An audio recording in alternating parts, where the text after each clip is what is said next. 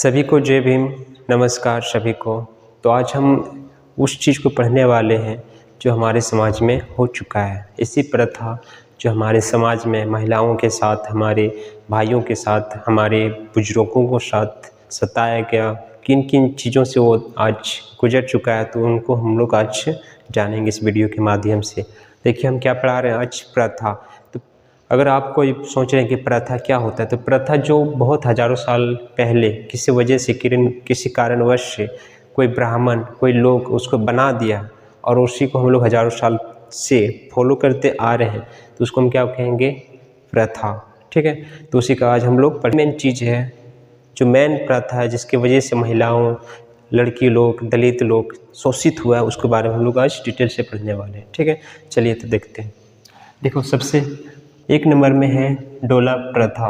ठीक है, और एक चीज़ पहले हम लोग बता देना चाहते हैं, बहुत आदमी ऐसा बोलता है कि हर चीज़ में लड़कियों के आगे बढ़ा दिया जाता है। अगर कहीं कोर्ट पुलिस थाना हो गया तो लड़कियों की गवाह सच माना जाता है, लड़कियों की सबसे पहले गवाह लिया जाता है, ऐसा बात होता है। लड़कियों की हर चीज़ में आगे बढ़ाया जाता है, तो ऐसा क्यों होता है? तो अगर इस सवाल को जवाब आपको चाहिए तो इस वीडियो को आपको पूरा देखना पड़ेगा, तब समझ में आएगा कि क्यों लड़कियों को हर चीज़ में आगे आज बढ़ा रहा है। ठीक है, चलिए देखिए हम लोग का फर्स्ट जो प्रथा है वो कौन सा है, तो हम लोग का है फर्स्ट प्रथा डोला प्रथा। तो डोला प्रथा क्या होता है कि कोई दलित समाज की लड़की, कोई दलित, ठीक है, कोई छोटी जाति के घर की लड़की या कोई गरीब घर की लड़की, जब उसका शादी हो रहा होगा, जब उसका शादी होता था, ठीक है, तो शादी होने के बाद वो अपना पति घर नहीं जाता था। कहाँ जाता है? किसी ज़मींदार के घर उसको जाना पड़ता था एक रात के लिए। ठीक है, तो उसी को हम क्या बोलेंगे, डोला प्रथा। यानी कि कोई छोटी जाति की लड़की या किसी दलित घर की लड़की या तो किसी गरीब घर की लड़की, जब उसका शादी हो जाता था तो अपना ससुराल नहीं जाता था, वो कहाँ जाता था, एक दिन किसी ज़मींदार के घर जाता था।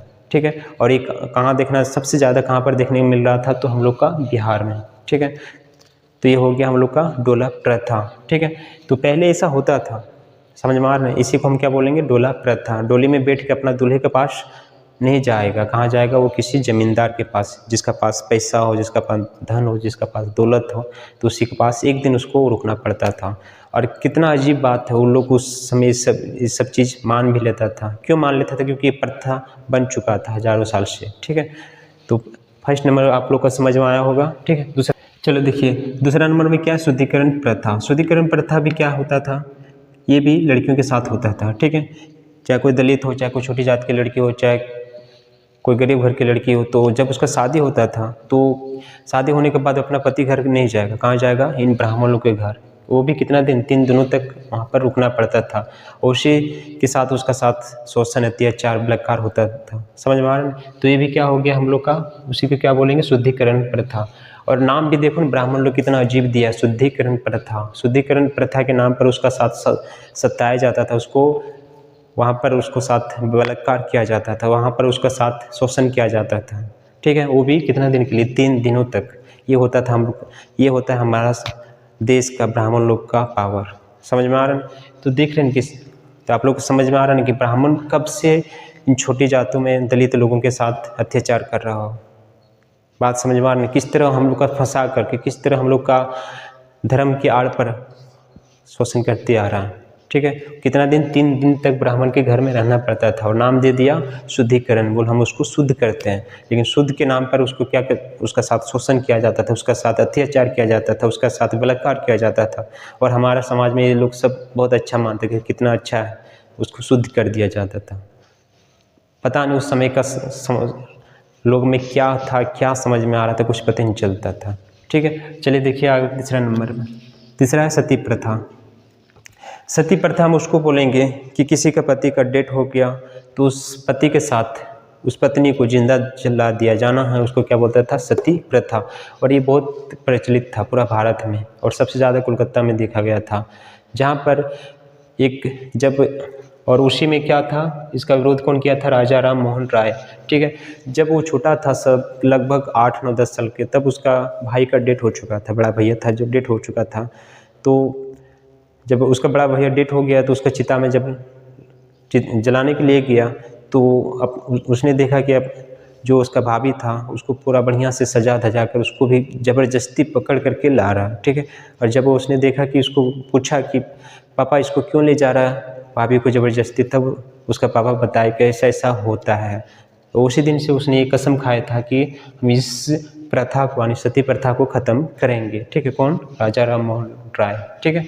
तो सती प्रथा यानी कि सती प्रथा हम लोग को समझ में आया कि पति का साथ पति को जिंदा पत्नी को जिंदा जला देना, उस प्रथा को हम क्या कहेंगे? सती प्रथा, ठीक है। चौथा देखते हैं स्तन टैक्स प्रथा, ठीक है। स्तन टैक्स प्रथा है, महिलाओं में सबसे ज़्यादा, लड़कियों में सबसे ज़्यादा जो जुल्म हुआ है वो यहीं पर हुआ है। बात समझ में आ रहा है? कौन सा प्रथा? स्तन टैक्स प्रथा, ठीक है। कहाँ पर देखा कि केरला में, वो भी कौन सा गांव में? त्रावणकोर में, ठीक है। किसका साथ? दलित लोगों के साथ, गरीबी लोगों के साथ, ठीक है। खास करके दलित पर ही होता था, ठीक है। दलित हैं तो क्या होता था कि दलित लोगों का वहाँ स्तन ढकने का अधिकार नहीं था, पहला बात। और अगर कोई दलित महिला या कोई दलित लड़की अगर स्तन अगर ढक रहा तो उसको टैक्स देना पड़ता था, यानी कि उसको कुछ रुपया देना पड़ता था। बात समझ में आ रही? तो उसी को क्या बोलता है? स्तन टैक्स, यानी कि उसको स्तन टैक्स, यानी कि उसका स्तन ढकने का अधिकार नहीं था। अगर कोई ढक रहा तो उसको टैक्स देना पड़ेगा।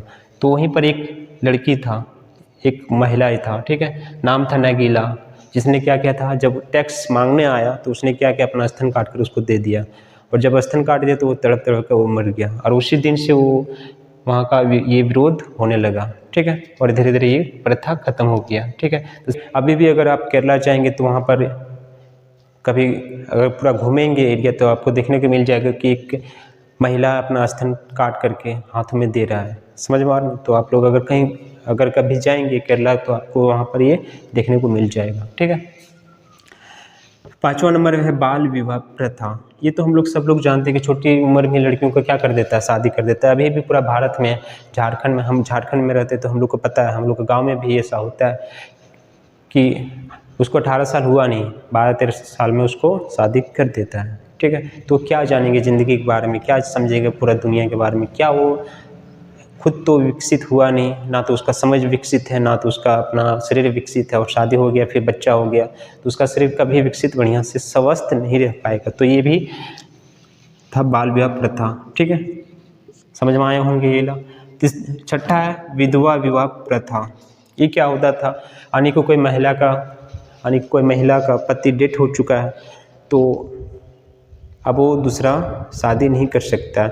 ये पुरुषों में था, अगर किसी पुरुष का, यानी कोई पुरुष है उसका पत्नी डेथ हो चुका है तो वो 10 को शादी कर सकता था। लेकिन अगर वही उसका पति डेथ हो गया तो एक महिला शादी नहीं कर सकता था, ठीक है। तो इसका भी विरोध हुआ और इसमें भी कानून बनाया गया, तब ये जाकर के लागू और ये अभी हो रहा है, ठीक है। अब कोई अगर विधवा हो गया, कोई महिला है, कोई विधवा हो चुका है, अगर वो शादी करना चाहता है तो कर सकता है, इसमें कोई रोक टोक अब नहीं है, ठीक है। 7वां है देवदासी प्रथा। ये भी बहुत कठिन था, ठीक है। अभी भी हमारा समाज में, अभी भी हमारा देश में लड़कियों लोग का कैसा क्या समझा जाता है? दासी समझा जाता है कि वो दासी मतलब क्या? नौकरानी, उसको नौकरानी बना कर रखो। समझ मारना।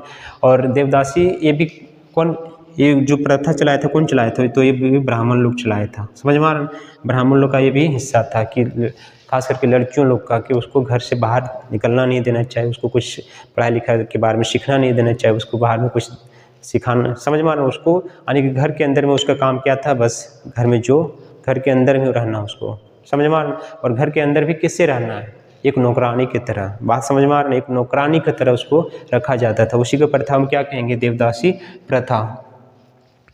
7वां में आता है पीरियड प्रथा। ये भी कहीं ना कहीं हम लोग का गांव में, शहर में, कस्बे में देखने को आपको मिल जाएगा कि कोई लड़की का, कोई महिला का जब पीरियड आता है तो उसको अलग नज़र से देखा जाता है, पता है। लेकिन हम लोग को ये समझना चाहिए, हम लोग को ये पढ़ना होगा कि जो पीरियड है वो कोई बीमारी नहीं, वो एक प्राकृतिक देन है। समझ में? वो हर महिलाओं का महीना में एक बार घटित होगा ही होगा। तो उसमें ये कहाँ से आ जाता है कि ये कोई छुआछूत, ठीक है। तो जो पीरियड प्रथा वो पहले के क्या मानता था? अछूत मानता था उसे। यानी कि कोई लड़की का अगर पीरियड आ गया तो उसको अछूत मानता था, उसको मंदिर में या पूजा पाठ में उसको भाग लेना नहीं देना जाता, पूजा पाठ में उसको भाग लेना नहीं देता था, मंदिर घुसना मना था, ठीक है। अलग उसका कमरा होता था कि अगर कोई महिला या किसी लड़के का पीरियड आ गया तो वो अलग कमरा में उसको कोई देखने भी पसंद नहीं करता था, बात समझ में आ, उसको खाना बनाना भी मना था, ठीक है। तो बहुत सारे अभी भी ऐसा होता है कि अभी भी लड़कियों जो नहीं पढ़ रहा है अभी कहाँ से जागरूक होगा, बहुत अभी ऐसा समाज अभी भी लड़कियों को पढ़ाने में भी उसको पता नहीं क्या होता है कि लड़कियां पढ़ लेगा तो आगे बढ़ जाएगा, अभी भी बहुत ऐसा लोगों का नीच सोच है हमारे देश में, ठीक है। तो ये था पीरियड महिलाओं का, ठीक है। अब देखते हैं 9वां नंबर में कन्या भ्रूण प्रथा, यानी कि कोई महिला है उसका पेट में पता चल गया कि बच्चे होने वाला है, पता नहीं लोग पता भी कर लेते थे कि उसका लक्षण अलग लक्षण होता है, किसी महिला में अगर किसी महिला के कोख में अगर बच्ची यानी लड़की है तो उसको पता लग जाता था, जब पता लग जाता तो क्या करता था वो बच्चा कहीं गिरा देता था, पेट में ही बच्चों को क्या करता मार देता था, उसी क्या बोलता कन्या भ्रूण प्रथा, समझ में आ रहा। 10वां नंबर में हिंदू कोड बिल, ये कौन लागू किया है, डॉक्टर भीमराव अम्बेडकर कानून मंत्री जब था, ठीक है। ये संसद में पेश किया 1948 में, ठीक है, लेकिन इसको विरोध कर दिया और विरोध होने के बाद ये उस समय ये कानून लागू नहीं हुआ। ये हिंदू कोड बिल में क्या था, तो लड़कियों का संपत्ति में अधिकार था, जितना लड़का का अधिकार उतना लड़कियों के भी अधिकार है, समझ में आ रहा। महिलाओं में पहले पुरुष सिर्फ तलाक ले सकता था, महिलाओं नहीं, लेकिन जब ये बिल पास हुआ तो उसमें ये बताया गया कि महिला भी अब तलाक ले सकता है, ठीक है। पहले पुरुष 10-12 को शादी कर सकता था, लेकिन अब जब हिंदू कोर्ट ये बिल पास हुआ तो उसमें 1 या 2 से शादी आप नहीं ज़्यादा कर सकते हैं, बात समझ में आ रहा। तो ये हिंदू कोर्ट बिल है जो आपको एक अलग वीडियो में आपको अलग से बताएंगे क्योंकि ये बहुत बड़ा हो जाएगा, ठीक है। इसको लागू कब किया गया, 1956 में इसको 4 प्रकार कानून बनाकर इसको लागू किया गया है, ठीक है। तो इसको हम अलग बताएंगे, बस इतना समझ आए कि हिंदू कोड बिल ये महिलाओं के लिए, खास करके किसका लिए बनाया गया, महिलाओं के लिए, किसका लिए, तो महिलाओं के लिए बनाया गया, यानी कि संपत्ति के अधिकार हो, पति यानी कि ये देखा जाता है ना कि पति का बहुत मान्यता है घर में और पत्नी का नहीं, इसमें क्या किया, पति हो चाहे पत्नी हो दोनों का बराबर अधिकार किया, लड़का हो लड़की दोनों का बराबर का अधिकार है, मम्मी पापा के जितना भी पैसा धन दौलत तो दोनों का बराबर अधिकार है। लेकिन अभी भी हमारा समाज में लड़कियों लोग का भी ये तक नहीं जानता है कि जितना एक लड़का का जितना अपना पापा का संपत्ति में अधिकार है उतना ही लड़की को भी अधिकार है, अगर वो चाहेंगे तो बराबर संपत्ति उसको ले सकते हैं कानून के अधिकार से, समझ में आ रहा। लेकिन अभी भी बहुत लड़के को पता नहीं होता है कि जितना हम लोग का तो घर में पापा मेरे लिए कुछ नहीं कर दिया है, हम लोग का पापा हम लोग का संपत्ति पैसा कुछ नहीं देगा, ऐसा नहीं है, दोनों का बराबर अधिकार है, बात समझ में आ रहा। तो अगर आप चाहेंगे तो ले सकते हैं, किस अधिकार से, कानून के अधिकार से, ठीक है। 11वां नंबर में है दहेज प्रथा। क्या है दहेज प्रथा, ये तो हम लोग अभी भी देख रहे हैं कि हम कानून में लिख दिया है कि दहेज लेना गलत है, कानून में ये भी लिखा कि दहेज लेना अपराध है, दहेज ले रहा वो तो अपराधी है, लेकिन जो दहेज दे रहा है वो भी क्या एक तरह का अपराधी माना जाएगा, ठीक है। तो ये भी दहेज प्रथा हम लोग का अभी देखने को मिल रहा है, जिसके वजह से अभी लड़कियों अपना सुरक्षित नहीं है, अभी भी क्या करता है, अगर दहेज नहीं दिया जाता है तो उसका ससुराल में उसको जिंदा जला देता है। बहुत सारे बात समझ में बहुत सारे ऐसा खबर आते ही रहता है कि दहेज के वजह से पत्नी का हो गया मौत, जिंदा जला दिया तो उसको ये कर दिया वो कर दिया, वो फांसी लगा लेता है, लास्ट में क्या करेगा, बात समझ में आ। तो ये होता दहेज प्रथा।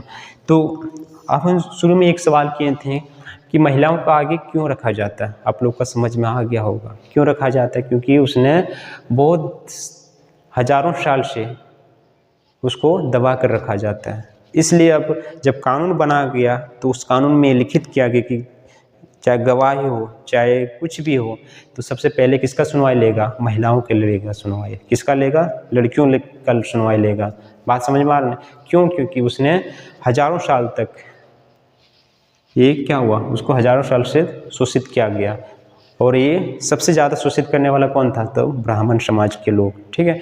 उसके बाद जिस तरह देखा गया कि ब्राह्मण लोग इस तरह कर रहा है उसको दबा कर रख दिया, तो सब लोग उसी तरह उसको क्या किया, एक निचले स्तर के समझकर उसको दबाने की कोशिश किया और अभी भी दबाता है, बात समझ में आ रही। तो यहीं से ये वीडियो ख़त्म होता है। आप लोग का अगर पसंद आए तो लाइक शेयर जरूर करें। जय भीम, जय संविधान, जय हिंद। मिलते हैं नेक्स्ट वीडियो में, तब तक बाय।